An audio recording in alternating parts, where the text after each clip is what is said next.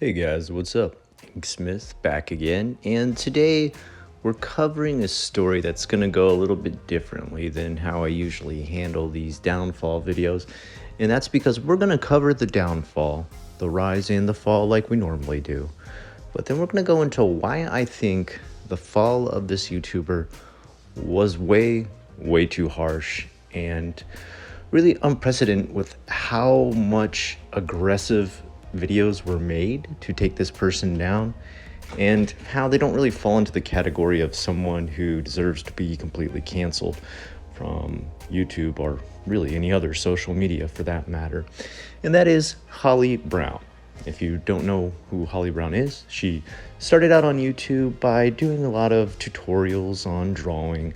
She used both digital and Sketchpad and used mostly an illustration technique that was an underdrawing of pencil first with an overlayer of inking, which is usually the technical way a lot of old school comic artists work.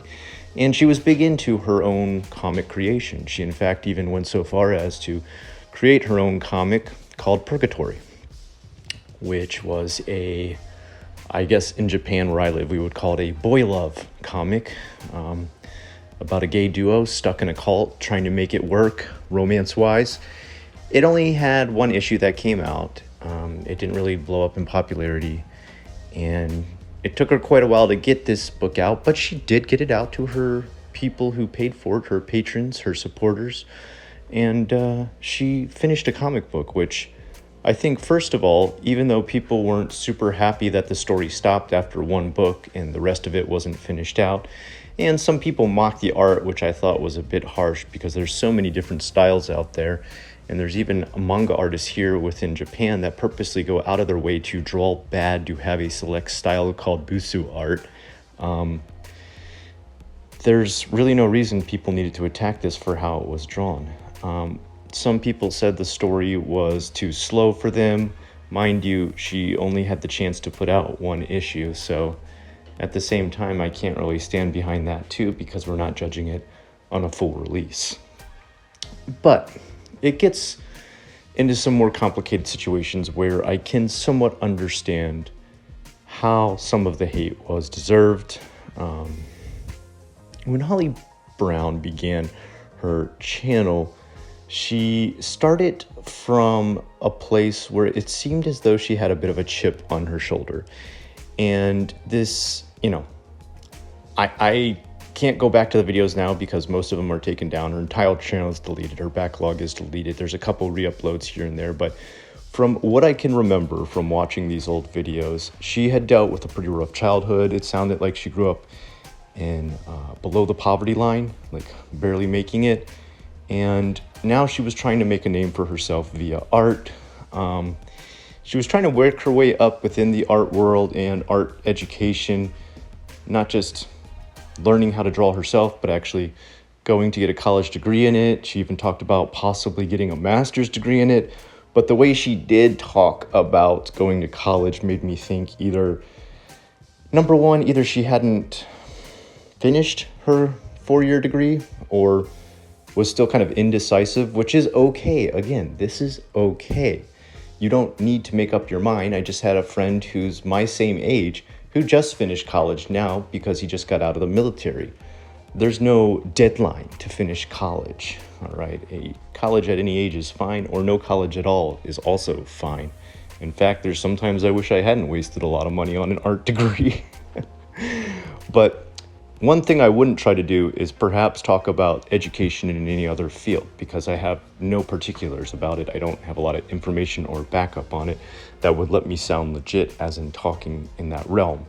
So I think that's where Holly really went wrong, is she tried to start talking about how she could see herself in the future being an art teacher by getting a master's in art, which that's not even how art teaching works. It does vary from state to state depending on where you live in America, but this is actually something I do have. I do have a license to teach within Florida, and you only need a bachelor's degree to teach art K through 8 in Florida at least. And getting a master's in art is actually kind of rare. There's very few universities that actually even have a master's degree. And I don't know if she meant she wanted to teach on a PhD level, but there's no such thing as a PhD in art. Now, there's PhDs in specialities within art, such as art history, but that's a little bit different. You couldn't get like a PhD, as far as I know. Last time I checked, and I haven't been to college in a long time, there weren't any universities offering PhDs in a specific drawing style, for example, illustration, body art, sequential art, whatever you want to go into, animation. I know some people have flouted that, oh, but wait, there's places like Full Sail and SCAD, and there's also Ringling. Well, guys, I used to live in Florida, and I almost applied to SCAD, I almost applied to Ringling, and I almost applied to Full Sail until I found out those aren't even real colleges. None of those are. I'm sorry, Ringling is a real college. Ringling, you do get an actual degree there. So sorry, Ringling students, your school's just outrageously expensive, but it is a real college. But all three of those schools, I'd say they're more in the realm of like not worrying so much about technical ability. They're more about express yourself. You can do it. Whereas also SCAD, which is Savannah College of Art and Design, if you don't know what I'm talking about, and Full Sail, they'll give you a lot of the technology to work with, a lot of the supplies, and then you're kind of set on your way. And unless you're a really good go-getter, you're really motivated, you're really not going to get much leads after that. I had one friend who graduated from Full Sail who did amazing, okay?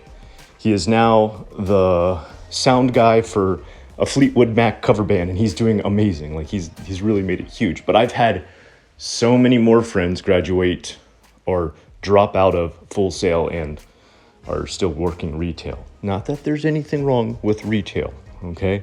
But what I'm saying is that those colleges did not lead to any sort of fruition within their art career. Now, with Holly Brown, when she talked about these, it was kind of all over the place as far as she said she was a Cal Arts student, but then had no information that sounded legit as far as Cal Arts is concerned.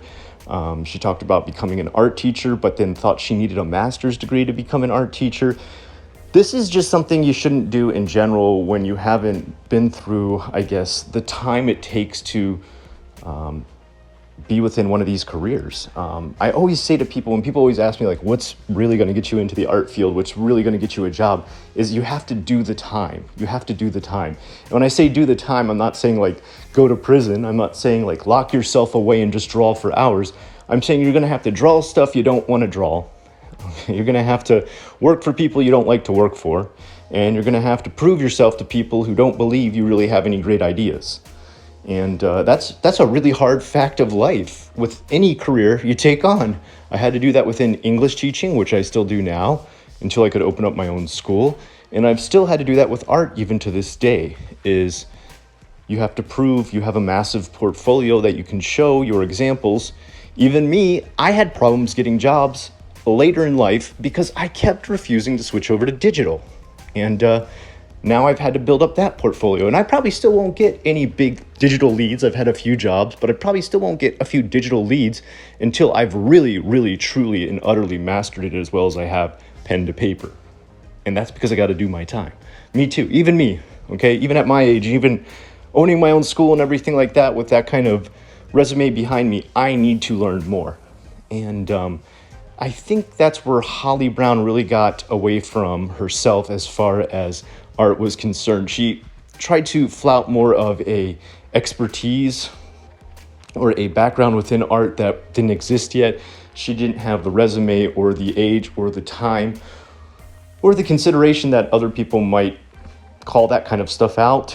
And while this is bad as far as advice is concerned, it's not bad as a person, okay? She's not hurting people. And that's what always kind of messed with me as far as seeing her get canceled. She got a lot of shit for what she was talking about. And yeah, I mean, she got it because she talked it, all right? She got shit because she talked shit, let's be honest, okay? But it was nothing grievous. No one was permanently injured. No one was psychologically damaged by Holly Brown bullshitting about which she didn't understand. So although that looked bad for her, I still think it's something we can move on from and give her a chance to come back from.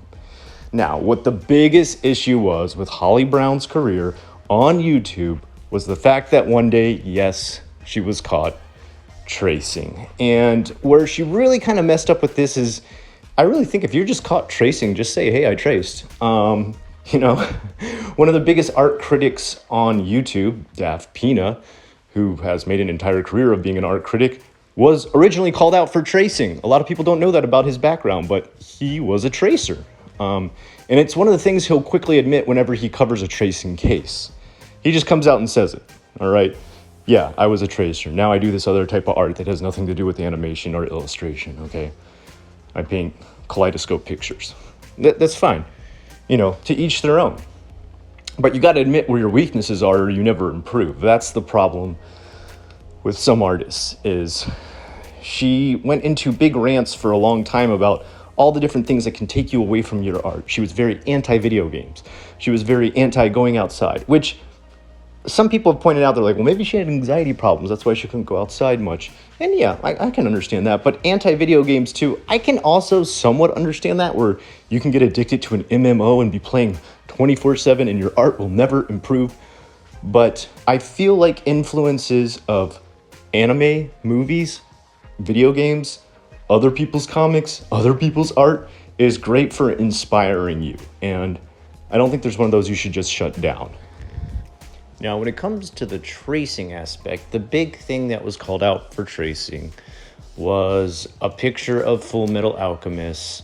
If I remember correctly, it's the main character and his brother, who is like a living set of armor, I guess is the best way to put it, standing next to a staircase with the brother sitting on the edge of the banister and his metal armor-plated brother in the background. And it was really quite obvious, matched up frame by frame, for the brother standing in the background, who was the set of armor, the set of living armor that was his brother.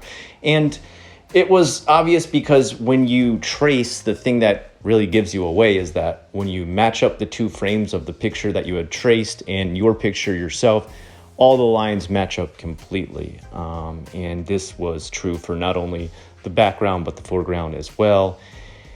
And instead of just coming out and saying like, hey, I was just using this to like practice, this isn't my real drawing, I'm not trying to claim this is or anything like that. And I think you can somewhat use pictures to trace over to practice. But usually when I was taught this skill in art school, we used actual photos and we would draw circular joints over the areas that the photos bent. So like if, for example, you're drawing someone throwing a baseball, you would get a picture of a baseball player and then begin to draw the knee joints, the hand joints, the wrist joints, how everything twists around, the muscle layers on top of it, and then make your final drawing.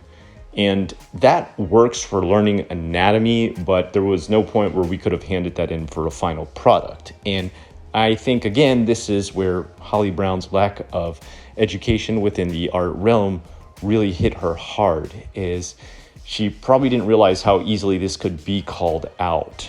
And while she was probably still just trying to learn, guys, she's just trying to learn. I completely understand that. The fact that she tried to pass it off as her own personal work is what really got her into trouble. And the fact that, why did she use Full Metal Alchemist? Man, she should have used something like super rare, like, I don't know. Maybe she could have gone really deep lore on Chainsaw Man and drawn somebody in the background, and she might have gotten away with it. Yeah, so she was called out pretty quick. Of course, the art community is quick to call those things out because sadly, we do deal with a lot of people copying art, selling our art, stealing our ideas, tracing over our ideas. I even have tattoo artists I know here in Japan who have multiple companies in other countries take stuff from their website, print it out, hang it up in their shop, and then say that it's their own original designs and copy it in that sense to skin, which is, you know, stealing in any other form of art. You know, you can't do it. It's something we suffer from all the time. And so people are very quick to call that thing out. That's why if you yourself are caught tracing or caught completely taking a design by, in this case, literally going line by line, you need to call yourself out first before the community does. And this is kind of where Holly Brown got in trouble. She kind of gave a half-hearted admission that she had done that. First, it turned into her denying that it was tracing. She called it a reference, which that's not a reference. If anyone who uses Procreate knows there's literally a reference switch on Procreate. And when you flip that switch, literally a secondary window comes up for you to look at while you draw your picture. A reference is something you're literally staring at. It's the same as when someone's doing still life, they don't smash the fruit onto their paper and then trace it. They look at the set of fruit on the table and draw it verbatim.